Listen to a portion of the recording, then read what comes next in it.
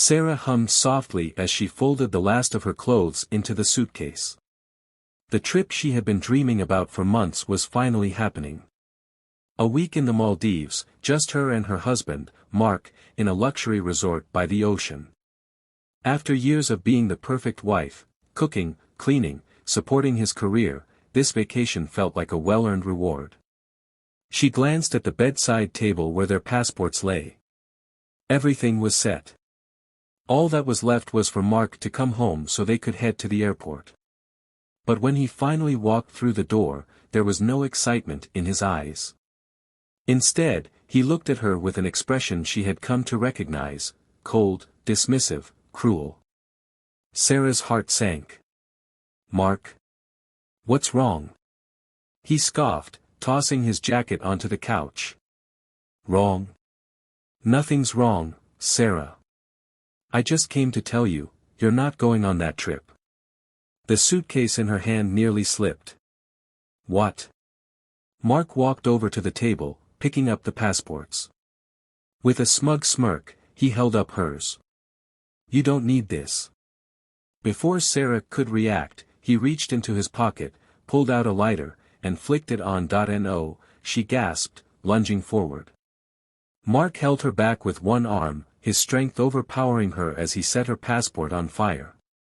The flames licked the edges, curling the pages as the scent of burning paper filled the air. Sarah could only watch in horrified silence as her identity, her freedom, turned to ash in his hands. "Why would you do that?" Her voice trembled, but Mark only laughed. "Because I'm not taking you," he said, shrugging.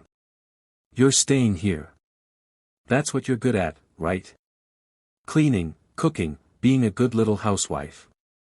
I'm going to relax, with someone who actually excites me."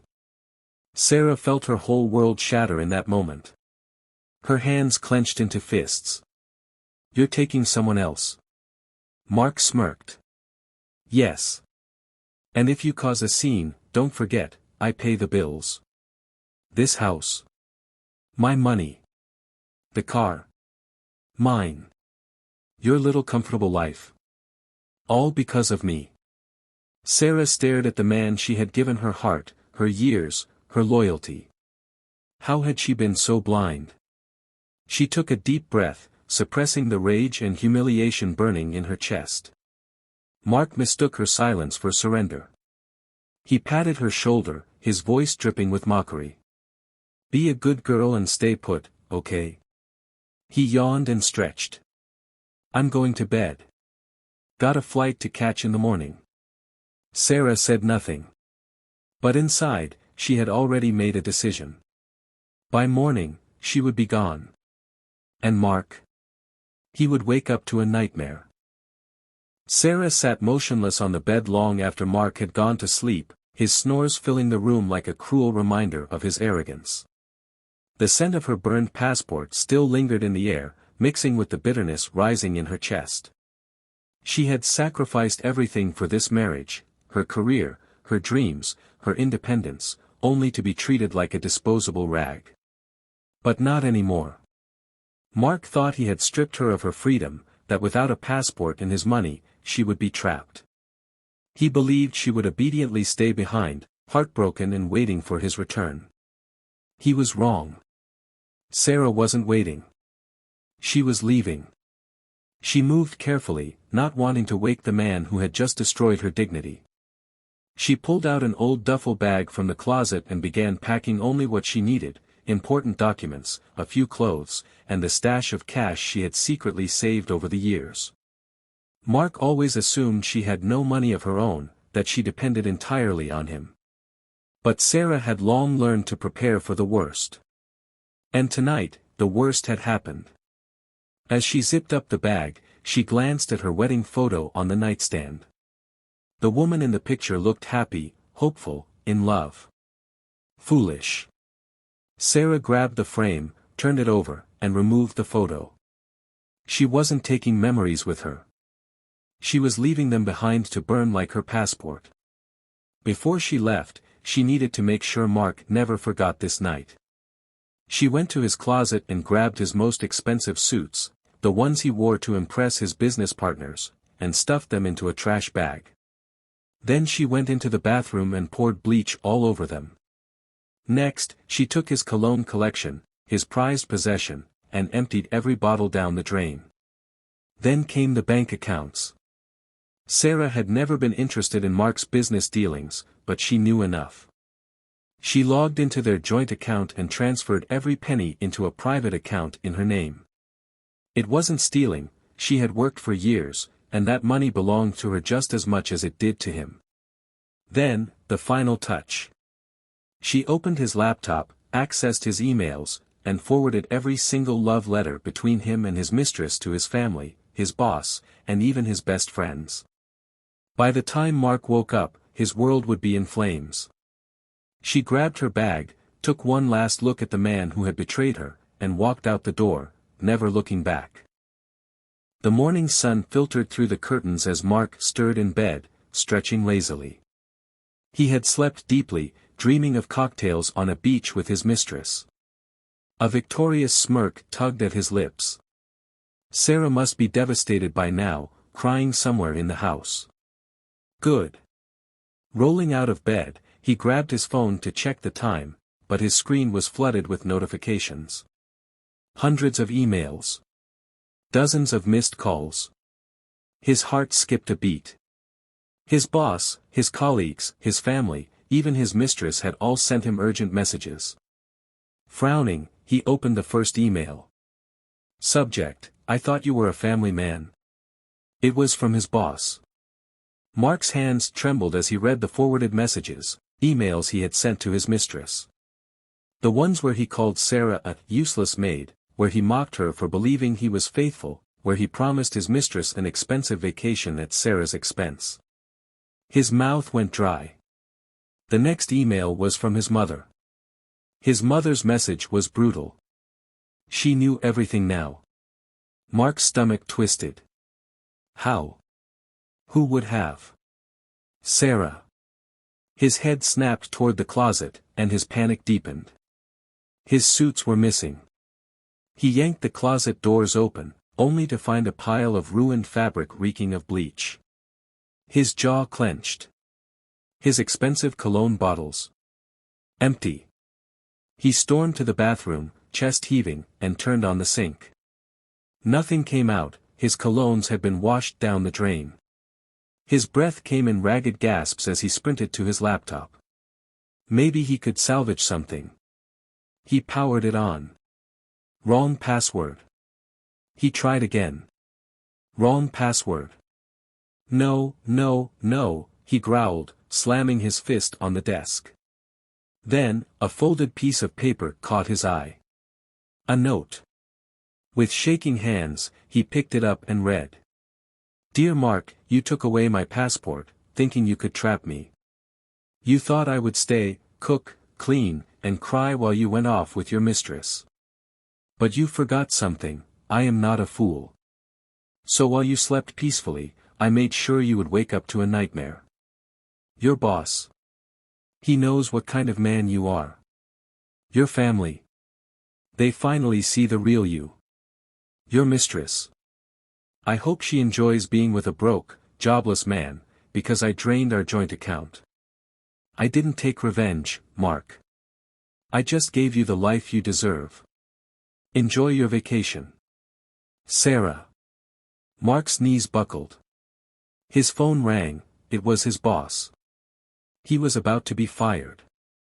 His doorbell buzzed, it was his mother, probably there to scream at him. And his mistress? She wasn't answering his calls anymore. For the first time in his life, Mark realized he had lost everything. Sarah had won. Sarah stepped off the bus with nothing but her duffel bag and a deep, cleansing breath. The crisp morning air smelled like freedom, something she hadn't tasted in years. She was miles away from the life she had just left behind, standing in a small coastal town she had once visited years ago. Back then, she had imagined coming here with Mark, enjoying long walks on the beach, sipping wine under the stars.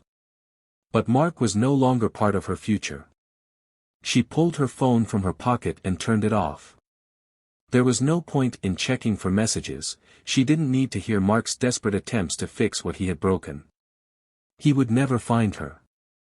Sarah had planned this escape carefully.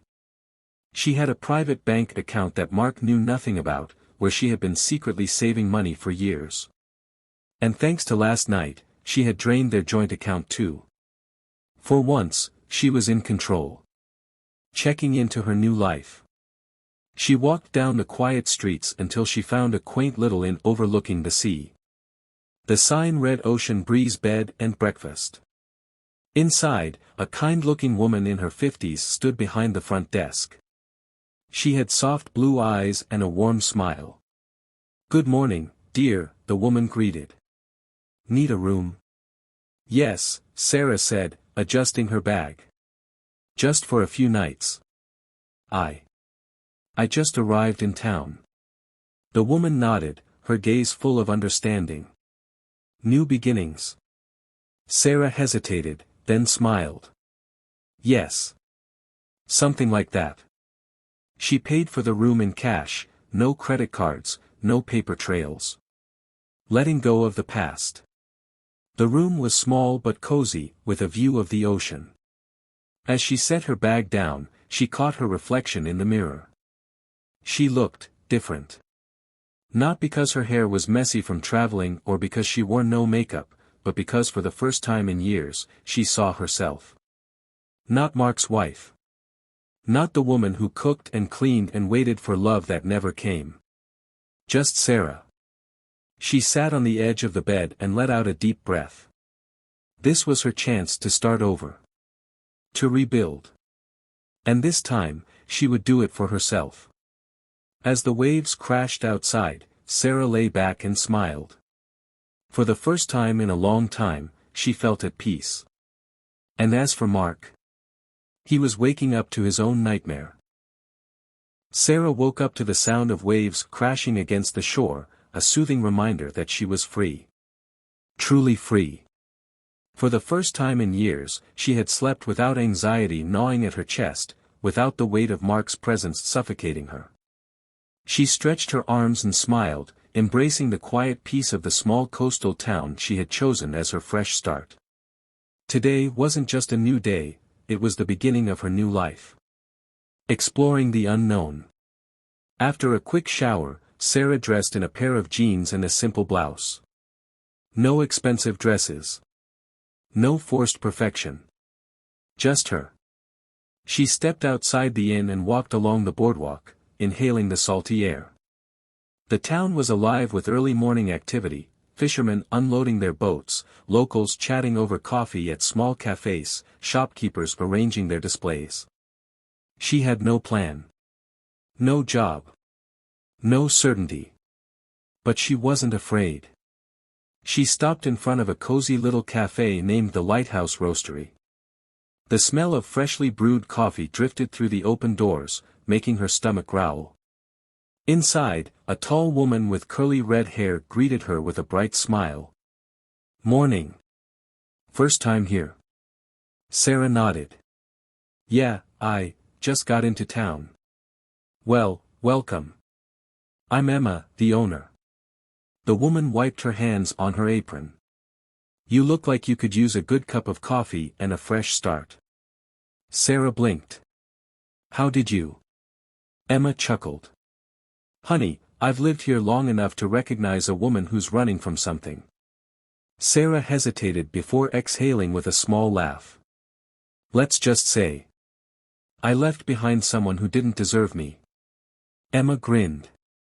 "Good for you. The best revenge? Living well. An unexpected opportunity." Sarah ordered a latte and sat by the window, watching the town move at its own unhurried pace. She wasn't sure what her next step would be. But she knew one thing, she wasn't going back. As she sipped her coffee, Emma walked over and sat across from her. "So, what's the plan?" Sarah shrugged. "Honestly, I don't know. I spent so many years being someone's wife, I forgot what it was like to be me." Emma nodded thoughtfully. "Well, if you're looking for a fresh start, I could use an extra hand here at the cafe. Nothing fancy, just part-time. But it'll help you settle in. Sarah's eyes widened. You do that? Emma grinned. Sweetheart, this town is built on second chances. And something tells me you deserve one. A slow smile spread across Sarah's lips. For the first time in years, someone saw her as more than just a wife. More than just Mark's shadow. She reached across the table and shook Emma's hand. I'd love that. That night, as Sarah lay in her small room, she realized something. She had no regrets. Mark had tried to strip her of everything, but he had only freed her. She didn't just leave that night. She escaped. She survived. And now. She was finally living.